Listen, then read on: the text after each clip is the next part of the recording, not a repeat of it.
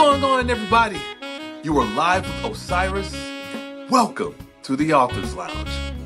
The world is filled with storytellers, and I, along with my guests, are here today in the Author's Lounge to help educate and inspire the young generation of writers and creators.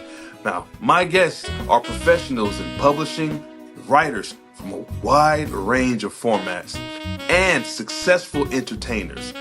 They will provide beneficial advice on what to do and what not to do on your path to success.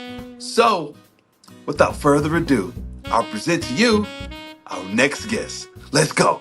And I have an amazing guest here with me today.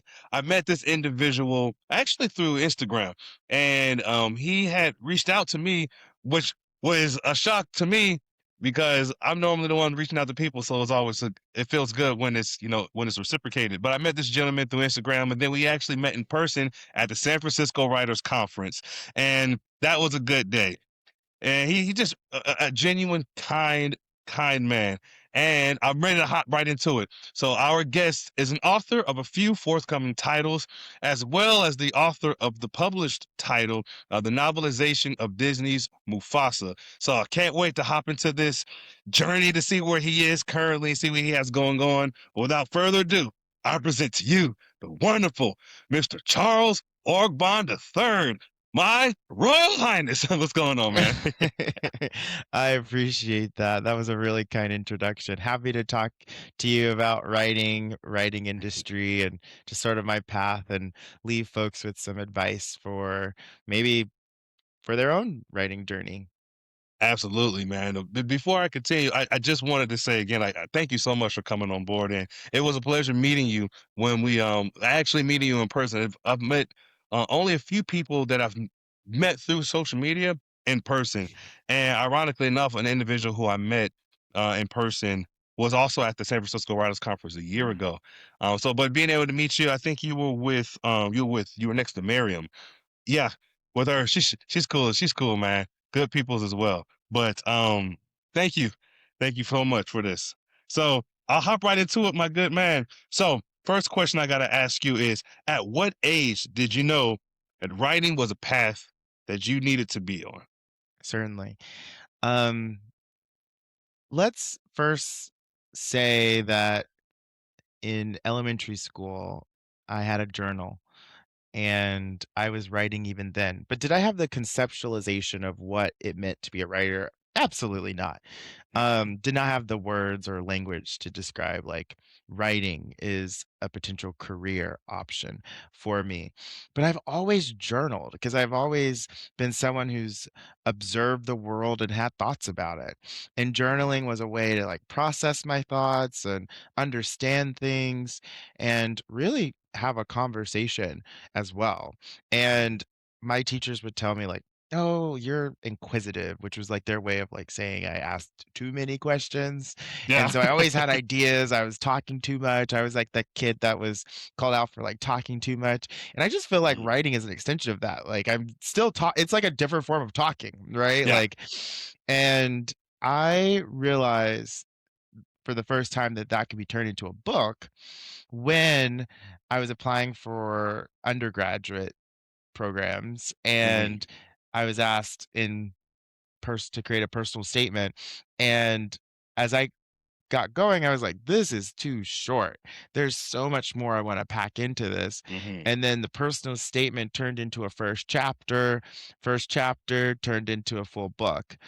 And that was when I was 17 years old. And then I Mm. went through the process of editing, revising, because I wanted to be traditionally published. And then I Hmm. went on query, finding an agent, trying to find the right match, rejection after rejection. It took 75 rejections, and Mm. unfortunately, the murder of an innocent black man Hmm. before an agent was like, maybe I should open my DMs to black creatives right now. Hmm. And that's when Yeah. social media, we're going to talk about social media on this call. Social media was Hmm. so helpful for me in Hmm. my writing career. And I was quite shocked when I went to San Francisco Writers Conference and we met there, and the number of times I asked for someone's social media, and, like, a writer didn't have one.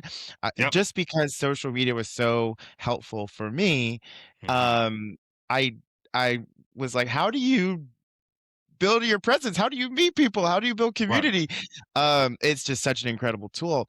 So I found Mhm. out about this opportunity to query this agent through social media.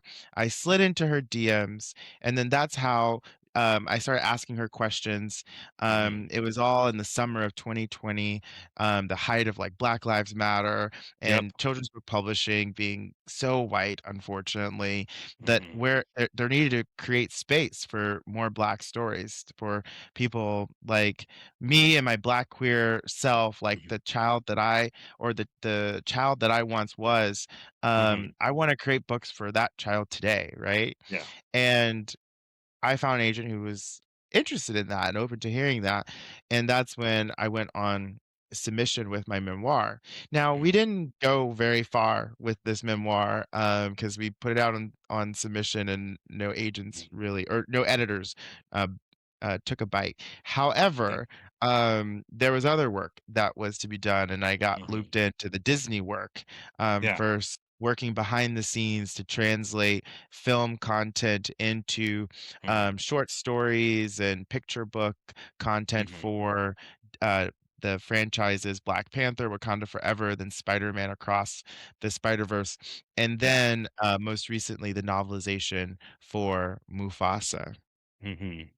Man, that's one heck of a story too, and you brought up many good points. When I thought about where we met at, that the realization that there's not as many people who look like us, and in the scope as a whole, like that conference was just a fraction of what the industry, book publishing industry, tends to look like, and it tends to look a lot like that.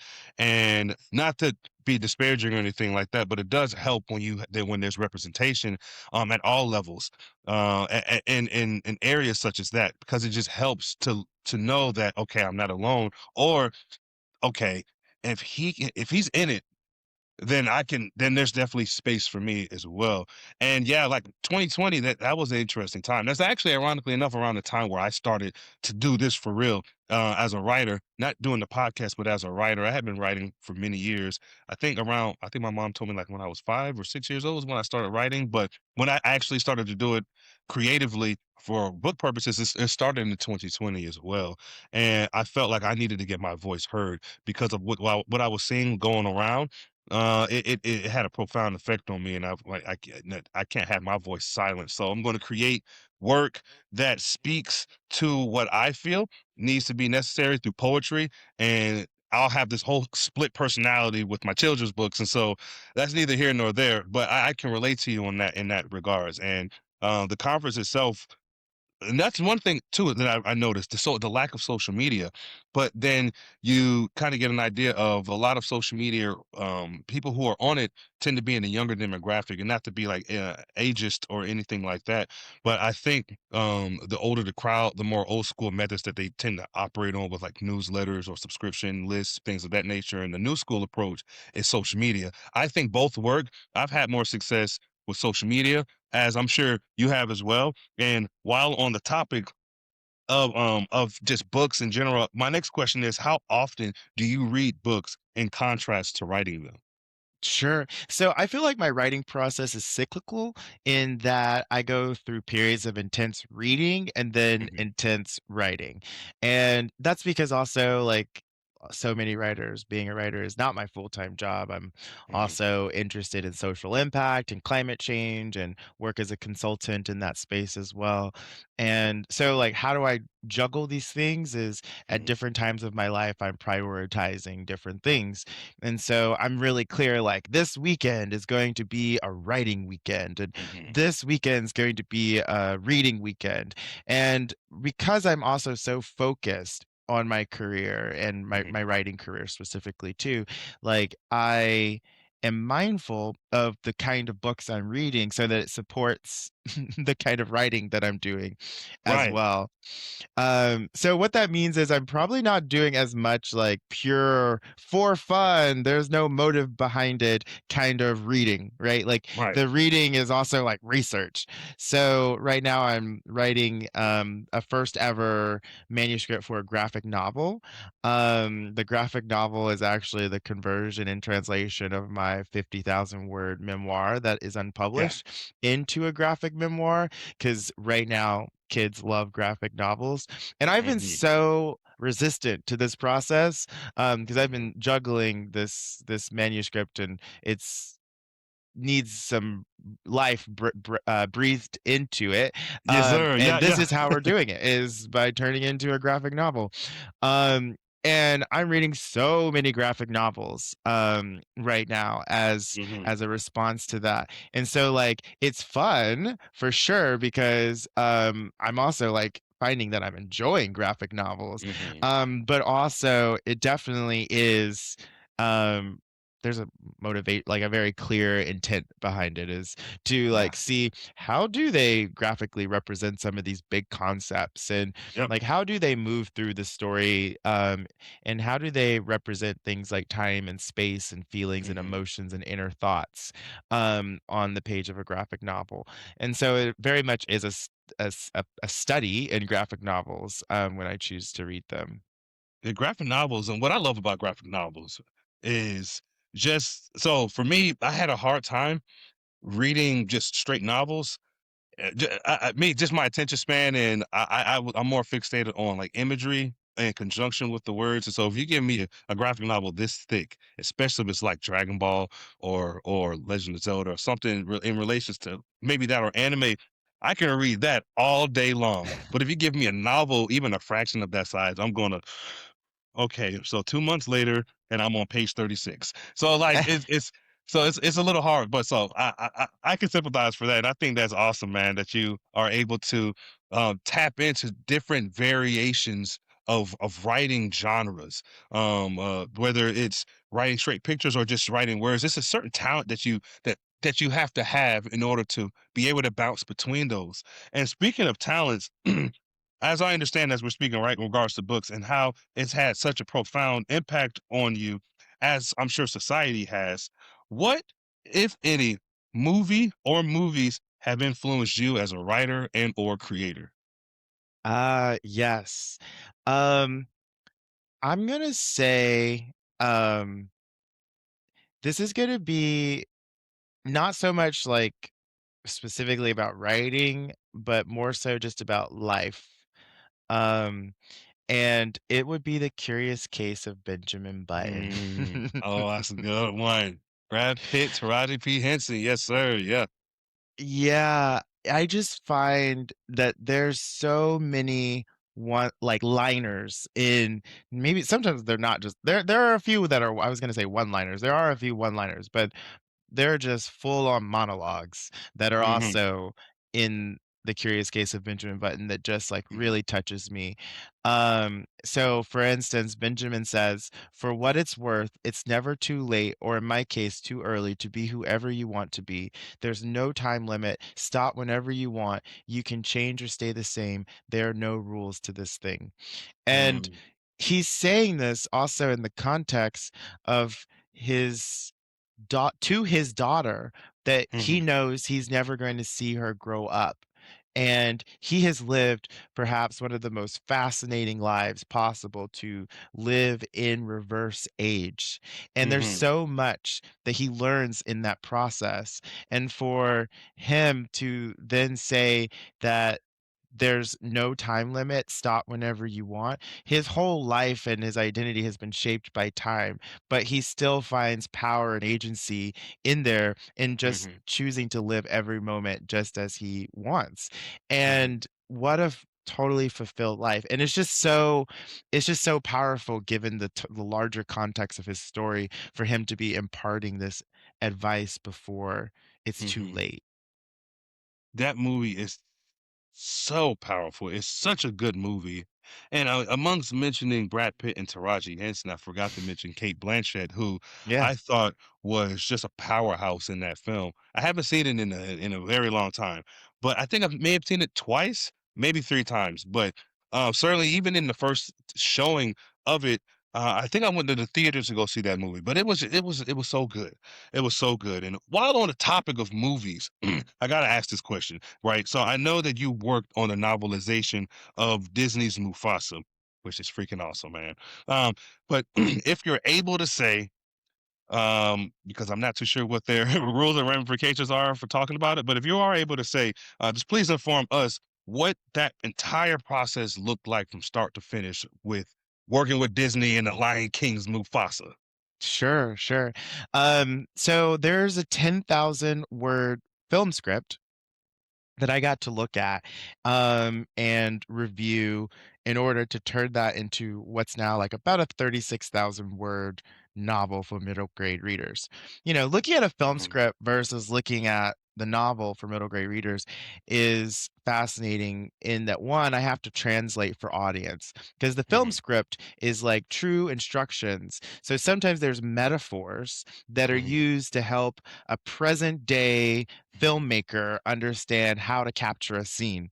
And they mhm, use maybe technology or images that are just like it's more mechanical of like it's more practical. Like I just need you to understand how this has to be shot yeah. versus we're in the African savannah, so therefore it needs to be accurate to this time and this place. Mhm, The book definitely needs to be accurate to time and place, mhm, and you can't like talk in the book about a metaphor like the elephants drove by us yeah. and tumbled us over like we were a Prius and they were a 16-wheeler truck, right? Like or 18-wheeler Right. truck.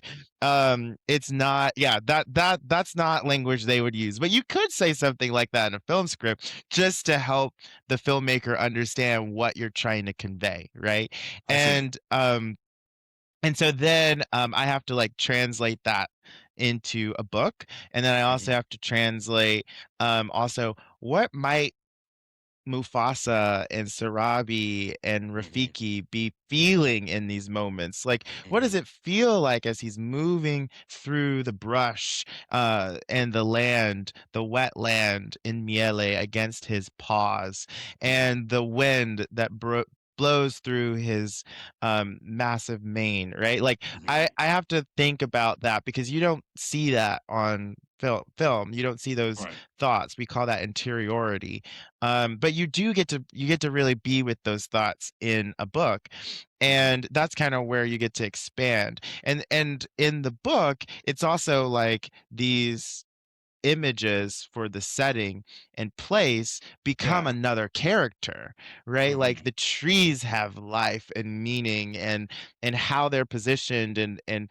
everything. Like they also convey part of the story as well.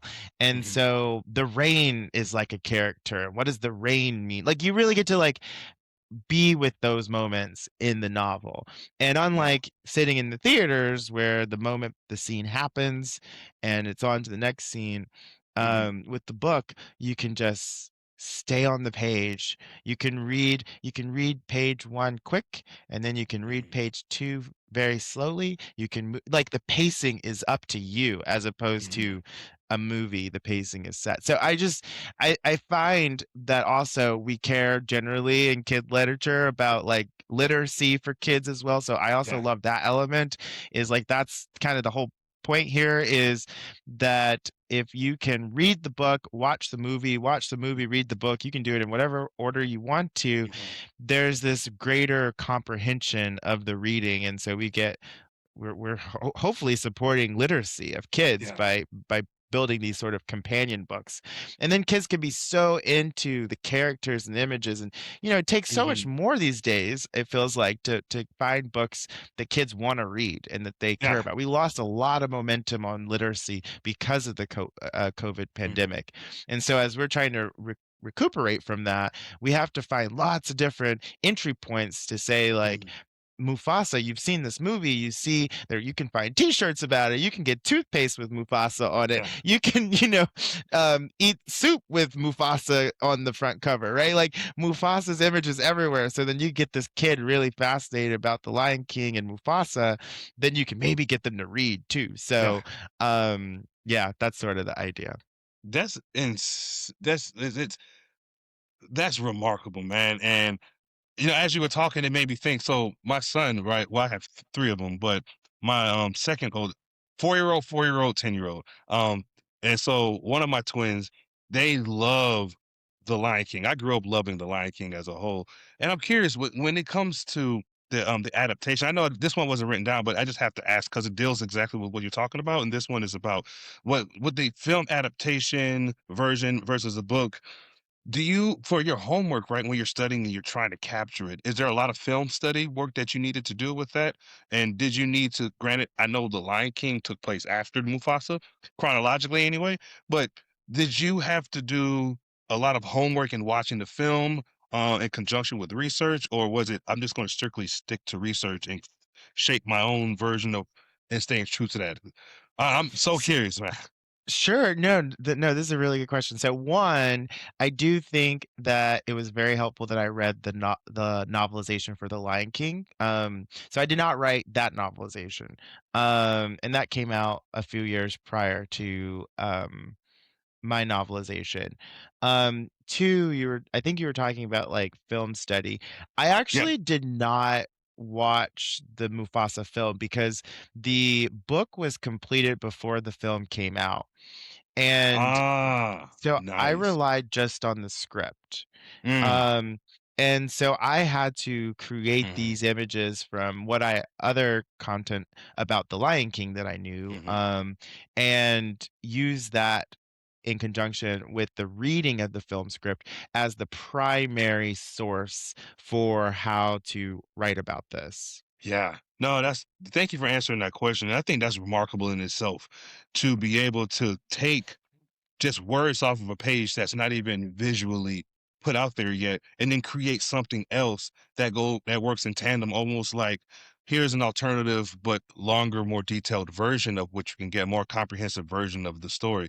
And to me, like books and movies, tomatoes, tomatoes, right? One is gonna one is gonna always prefer films over the other, or vice versa. But I think regardless, the art itself is a beautiful, beautiful piece. And I'm sure it must be wonderful to be not only edged in history with working on something like that, but to just be edged in history as an author.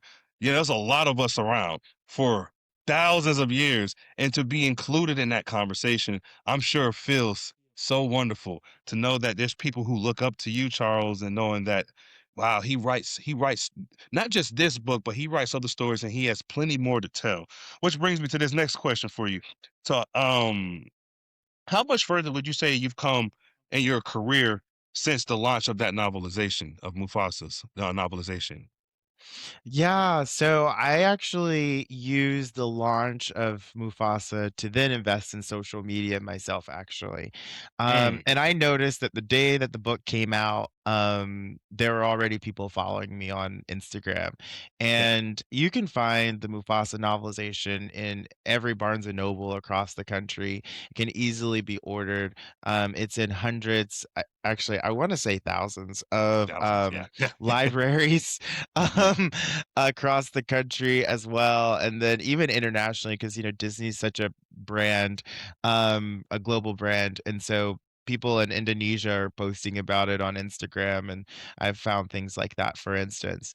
And I'm of course really touched by just like how I imagined this book would be used is yes, like the images of Disney Mm, from The Lion King and Mufasa, right? You can have t-shirts, you can have there's mhm, memes, all this stuff. There's so many things that people engage with this mhm. intellectual property. So and that does inspire readers like, oh, I keep Yep. seeing this character. I love this character. And then in the comments on social media, I do get lots of positive feedback. No negative feedback. I do know some writers are like, oh, social media sucks because I get that negative feedback. One day I will. That's how I know I'm doing something right. But I Yep, yeah. don't I don't have it yet. It's such a beloved character that it's just inspiring people right now. And Hmm. so if I can go out and use social media as a platform to be an ambassador for who I call the greatest lion who ever lived, Hmm. then I would absolutely accept that invitation. Absolutely. I'm sorry, I wasn't trying to cut you off. I'm listening and replying under my breath. No worries, no worries. But social media, Instagram particularly, has allowed me to continue to deepen and build my writing community as well. And it's Hmm. so fascinating because I do have a personal Instagram as well, and it's like totally different content. Like I've really curated so much that my people who know me in my personal life, like not primarily as a writer or met me outside Hmm. of writing, when they follow me at my writing account and they send me stuff that's like not writing related, I don't even press the button to open it because Hmm. I have so well curated my writing account. Yeah. I do not want to tell Instagram that my to start showing me cat videos on my writing account. That is Yeah. not it's not the point of my writing account. Yep. So I don't want it to confuse I don't want it to get confused. So Right. therefore I will not open things that are not writing related. And I find a polite way of telling that to my friends. Send it to my Yeah. other account. Um, but all like the writing inspiration, quotes or like people posting about fellowship opportunities, agents saying, "Hey, I'm open for queries and this is what I'm looking for." Like that's the sort of stuff that's on my writing feed, and I Yeah. absolutely love that. Book launches when my writing friends have just sold a book and they're doing book talks, that sort of stuff. They're on Hmm. podcasts, interviews. That's the kind of stuff I want on my writing social media, and it just really keeps me plugged in. And so there's that engagement that also has led agents to slide into my DMs. I Hmm. actually am actively talking to really incredible opportunities Yep. and people about my writing that I would not have been introduced to if I did not invest in the time in social media. I don't Absolutely. invest a lot of time in social media. It's not like I'm trying to bring you guys into every moment of my life. Yeah. For sure. I try to be really intentional and strategic about it. Hmm. But having it has been really great, and it's just been a way to like when people are searching online and they open the book Mufasa and they see my name, it does provide just another way for them to Hmm. engage. Absolutely. And what I think is really powerful about this entire thing, right, is that it was not just handed to you. You actively you pushed, you hustled, in the legal sense, not in the illegal sense. He hustled, meaning Yeah, that he like what worked am for I it. hustling? Yeah, no, he worked for it. He was tenacious. He was relentless in his approach, and he just had this grit and determination to just not quit. That's what I'm referencing for the viewers out there and the listeners who may confuse the term. That's what I'm talking about. But I do want to I say, and understand. yeah, no, for sure. I'm sure there's a reason why people know why I'm saying that. But anyway, I do want to say I got a couple of questions. I know I prepared 10. I'm coming a little close on time, so I want to be able to get you out of here like I said I would. But I do want to ask because we spoke about IPs, and though I'm sure it's widely appreciated of what you've been able to do for an entire freaking world with a beloved character. I know when we met at San Francisco Writers Conference, one of the things that you were also interested in is, creating your own IPs. So let's go to that, and then I'll ask you one last question, and then I'll let you go. So, in regards to your IP, right? How has that process come along for you in the development and the creation of your own intellectual property? Um, right. So like my own intellectual property would be the manuscripts that I'm working on right now. So the graphic novel Actually, yeah, the graphic novel, graphic memoir adaptation for Mm, my memoir is a new project that I'm inspired by. But for the last, I guess, like year and a half now, oh wow, maybe going on 2 years, I have also been working on a young adult historical fiction set in mm, 1967, where a young black boy desegregates his high school, and he's gay, and he doesn't know it yet. So from page 1, mm, we as the reader know that he's gay, but they don't have mm, the language to explain that in yeah. 1967.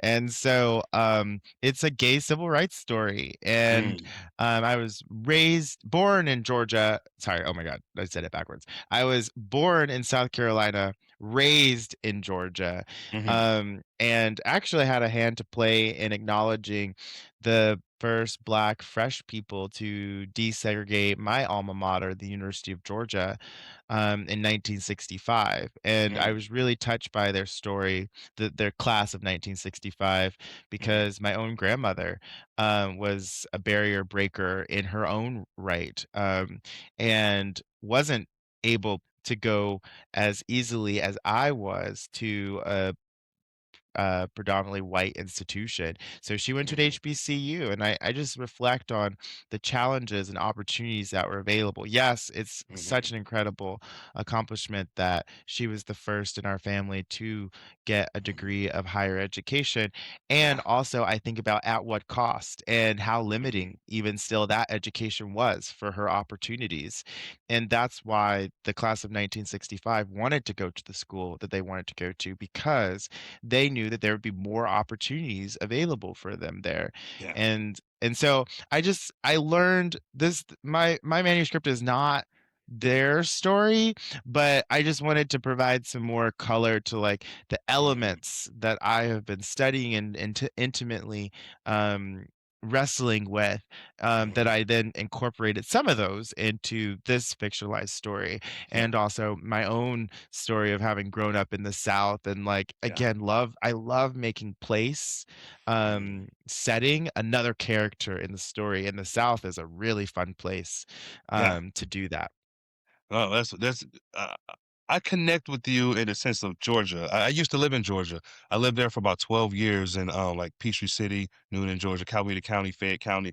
And but I faced that was probably like one of the worst periods of my life because of not because of like my family, but just because of where I was located. And that was kind of not in the backwoods or anything like that, but there wasn't many people who looked like us around those areas, and that was like over 20 years ago. And so I faced a lot of like racial discrimination there, and that was the subject of a lot of scrutiny and a lot of racial profiling, and many cases where there was like racial slurs thrown at me, and I had to learn growing up that you can't really you can't get physical with everyone who uses words like that. And not that I got physical with anyone, but I learned early on that, hey, that's going to be something that people are going to say at you, in various areas of the South, possibly throughout the country, but especially like from here in this part of Georgia. You go to Mississippi, you go to Alabama, you go to Louisiana, you're probably in the backwoods of those areas are probably going to experience to some degree that. And so my experience with Georgia as in my youth was dealing a lot with that. And even when I was amongst our own people, because of how I speak, how I articulate, I was also ostracized from them too, because it was kind of, hey, if you don't talk with a certain slang or you don't carry yourself with a certain demeanor, then we don't view you as that. You might be referenced as some sort of an Uncle Tom, or you might be somebody who we say, quote unquote, talks white, or somebody who you don't belong. And so I faced a lot of that growing up. And I think though that there's still a lot of beauty in the South. There's a lot of rich history in the South as well. And I can appreciate individuals like yourself, Charles, who not only was who lived in that area, but you did something with what you've learned, your experiences that you've taken, and you've created art out of it. And I think that's to be respected and commended, man. So like my hats off to you on that. And certainly hope to continue this friendship, man. I'm really happy to have met you. So I'll ask you one last question, and then I'll let you go, sir. So sorry for keeping you a few minutes over. I promise this will be the last question. And it's about advice, right? Just in talking to you, not even just here, but in person, you have a lot of wisdom. And so for people who, not even just minorities, but people who want to create or people who want to write in that facet, what would your advice be to them where they feel like, I don't know if there's a place for me, but I know I have a voice, but I don't know if I can do it. The floor is Find yours. community, find community, and don't give up. So the community I found was in the Society of Children's Book Writers and Illustrators. Hmm. I want to be around other children's book writers, right? Right. And then that's how I found a critique group. My critique group, they not only give me feedback on my writing, but we also talk shop about um, what conferences to go to and what workshops Hmm. to attend. And when people go, then they come back and they report, like, was it worth it? Is it valuable? Should you do it? What are the notes, right? Like, Yeah. being in community is a way to keep my tank full for this Hmm. long journey, right? Because it's a Yeah. long journey to go from idea, conception, and finding the discipline to say, I'm going to write this, and then to Hmm. write a draft that then you have to like redo eventually because you like Yeah. learn new things and you react to it and you get more inspiration. You keep reading and you become a better writer, right? All through the Hmm. process. And you're like, okay, I got to rewrite that chapter one or rewrite this scene again.